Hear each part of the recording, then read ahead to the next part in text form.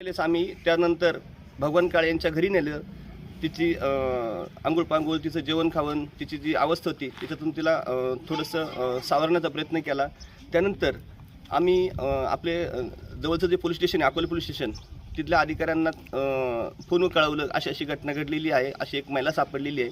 तर त्याच्यानंतर पोलिसांनी स्वतः येऊन पाहणी केल्यानंतर का ती हिंदी बोलत होती, तर UP MP किंवा पंजाबची असावी.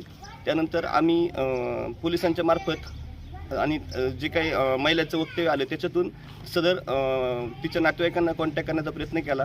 त्यानंतर त्यांच्या मुलांचा संपर्क झाला आणि आज ते आईला नेण्यासाठी आलेले आहेत.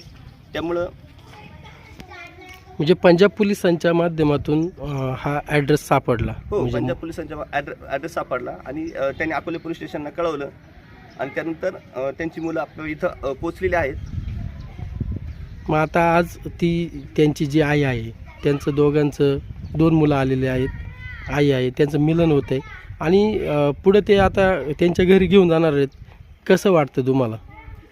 बघा, 1-2 मुलांपासून त्यांची आई दुरावली होती आणि भगवंतदादा काळे आणि त्यांच्या मित्रपरिवारामार्फत त्यांना मातृसुखाचं जे आनंद आहे तो आज त्यांना गगनात मावण्याचं झालेला आहे. आणि आम्हाला पण सर्वांना आनंद आहे की भगवानदादा काळे आणि आमच्या मित्रपरिवाराकडून त्यांची आई शोधून देण्यास मदत झाली.